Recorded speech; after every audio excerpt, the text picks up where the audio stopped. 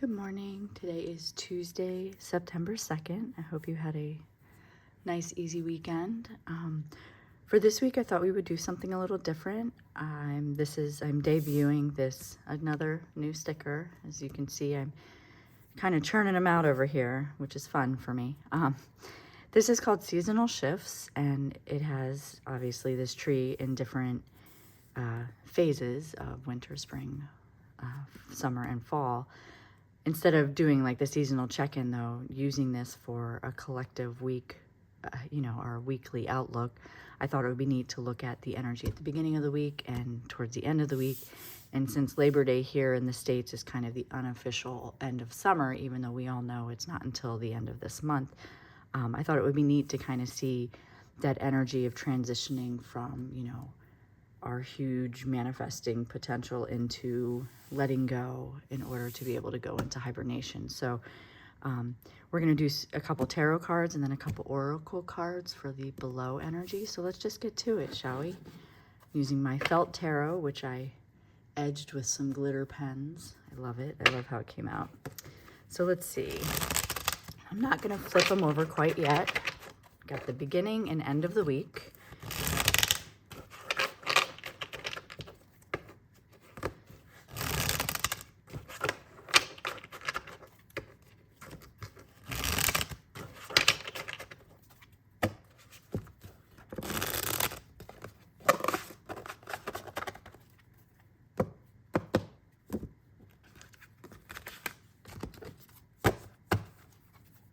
Beginning and end. And then we're going to use the Prairie Majesty Oracle to give us the below energies. I thought it would be really neat to just see how these two pair.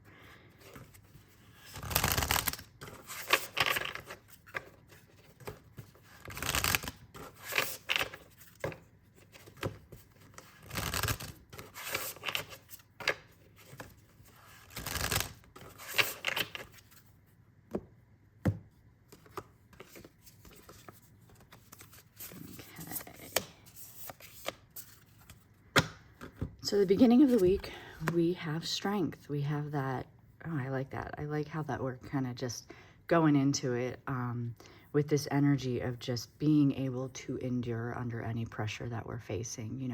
Strength talks about patience. It talks about the things that we are more than capable of doing and putting up with, if so to say.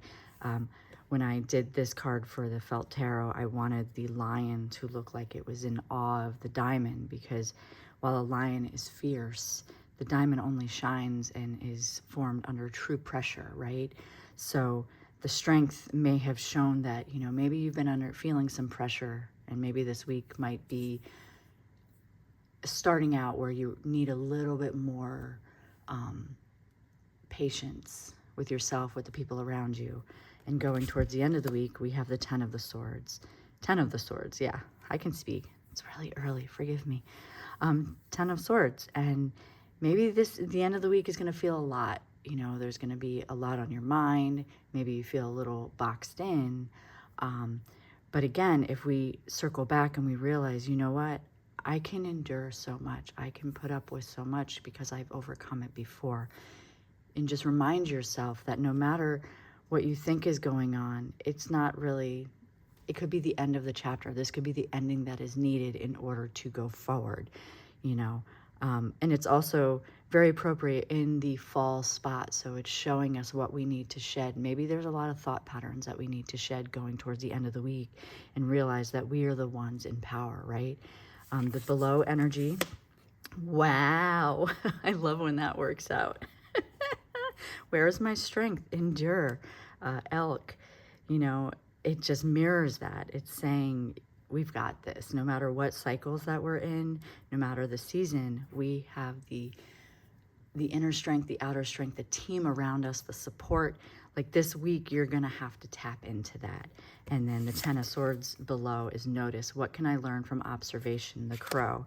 And I feel like that really pairs with the 10 of Swords, because it's letting you know that you don't have to carry everything that maybe in your mind or maybe has gone on with you. You can observe it, you can notice it, and you can let it go, because you've already learned that lesson. Like, when you learn a lesson, you don't have to carry it for the rest of your life. It's just kind of in there. It's in your codex. It's in your memory bank. It's part of that strength that you can pull upon. So this week, it might test you a little bit. I love that crows, you know, they never forget. They notice. They're very smart. So keep your wits about you. Observe. Know your strengths. And do not be afraid to call in your support team, call in your own personal murder of crows, right, towards the end of the week. And just do it. Let's do, I'm gonna, actually I have, if I can open it over here. Actually, no, you know what? I've been really loving this Quiet Rebel Oracle by Lynn Thurman. And I'm gonna pull just a center focus for the week, like just a center to keep us going if things do start to feel heavy. This is a wild card. And you can use this center, like the tree trunk of the spread, to really just remind you that at your core, you are stable and you're sturdy and you're strong and you've got this. So, and we have, ta-da, Dance in the Rain, joy. I love that. Joy is an act of resistance, right? So this week when things feel a little bit heavy, as they might, tap into that, the ability to endure, notice what's going on, and dance in the rain. Dance in the proverbial thunderstorms that could come about. Find the joy, find the little things, even if it's just a small cup of coffee in the morning with your favorite flavorings or whatever.